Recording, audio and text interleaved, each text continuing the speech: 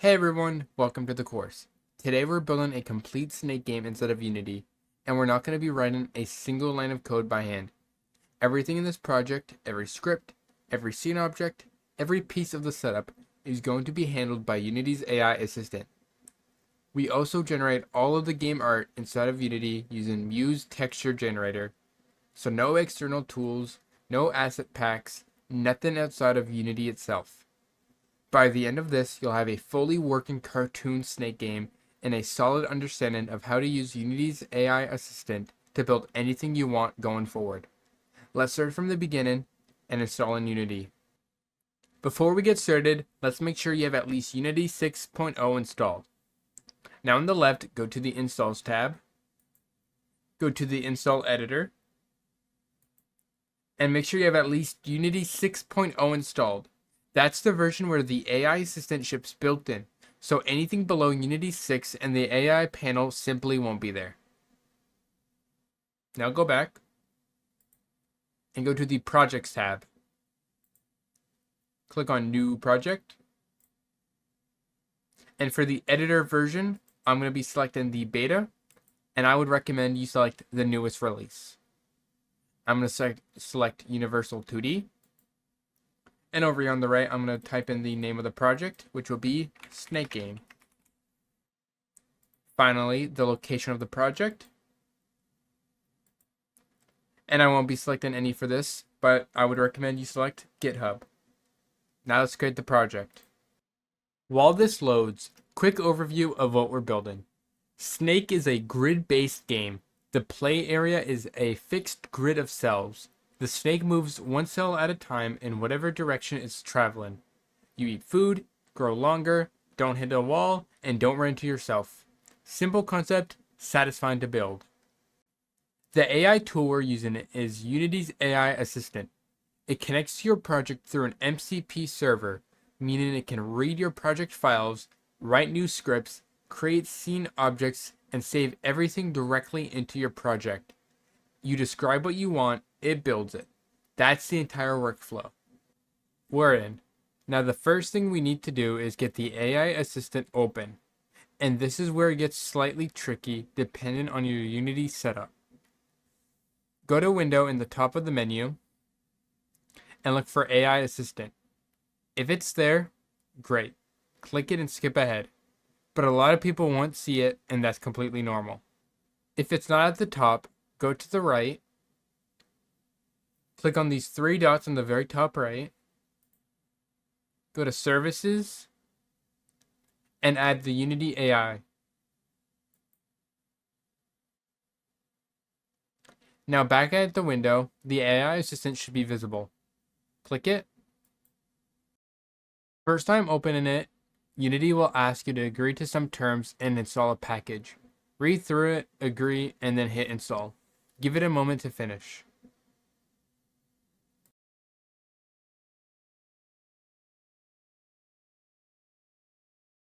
Once it's done installing, go up to the AI tab, hit Open Assistant,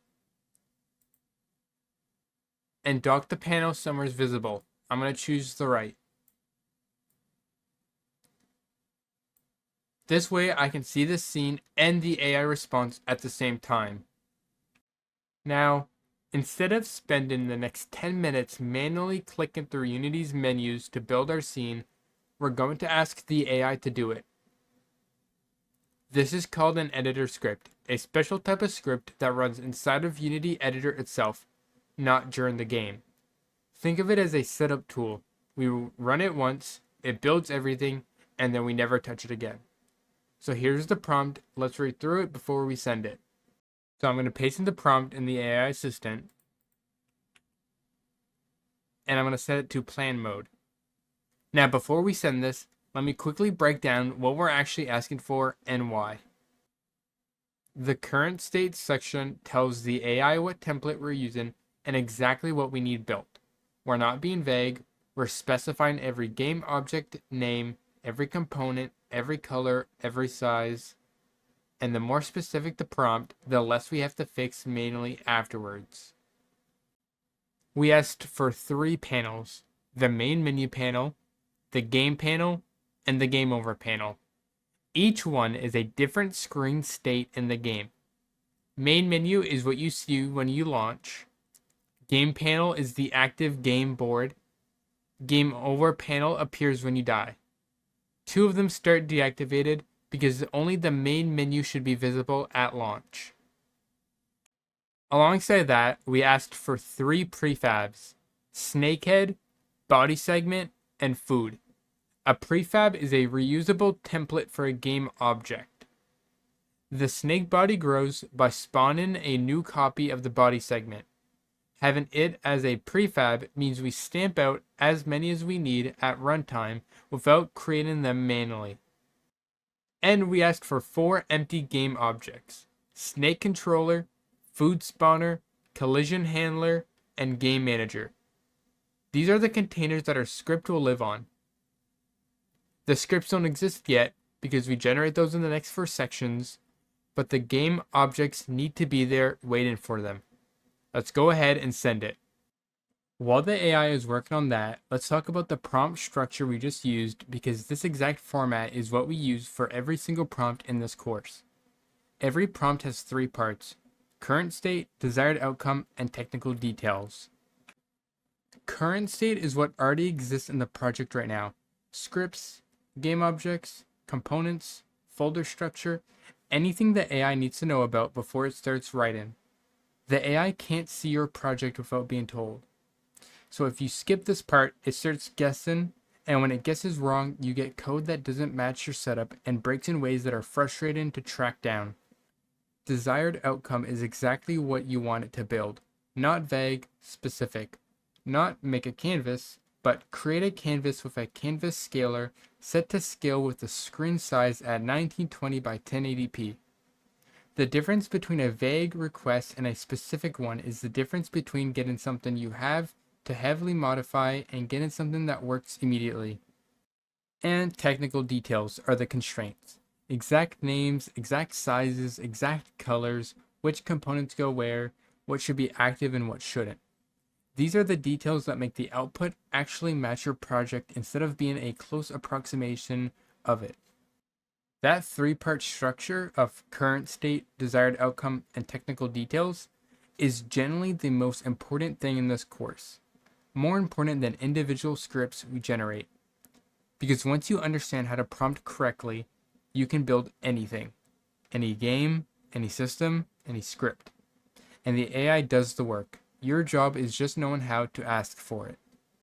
And there it is. Let's walk through exactly what just got created, because understanding the structure is more important for everything that comes after. At the top level is the canvas. This is Unity's display system for UI. Every visual element in this game, every button, every text field, every panel, has to live inside of this canvas or it simply won't appear on screen. The canvas scaler we configured means everything inside scales correctly on any screen resolution automatically. Next is the main menu panel. This is the first thing players see. It's active right now because it's the starting state. Inside it is title text showing snake and play button, which will start the game. When the player hits play, this panel hides and game panel becomes visible. Game panel is deactivated. That checkbox is off. It starts hidden and only becomes visible when Game Manager tells UI Manager to show it. Inside Game Panel is Grid Area. That dark green square is the game board. 600 by 600 pixels representing our 20 by 20 cell grid. HUD sits alongside it with score text and best text ready to display the live score. Game Over panel is also deactivated. This appears when the snake hits a wall or itself. It has Game Over text, result text to show the final score, and the restart button to play again. Down at the bottom is 4 empty game objects: snake controller, food spawner, collision handler, and game manager. Empty right now, no scripts attached yet. These are the containers waiting for the code we generate in the next 4 sections. Now at the bottom in the projects tab, open up the prefabs folder, and you'll now see snakehead, body segment, and food. 3 colored squares as placeholders for now. The Muse generated art replaces these in the final section. but structurally they're correct. The scale is set, colors are assigned, and they're saved as prefabs and ready to be used at runtime. So let's recap what just happened in this section because it's actually pretty significant.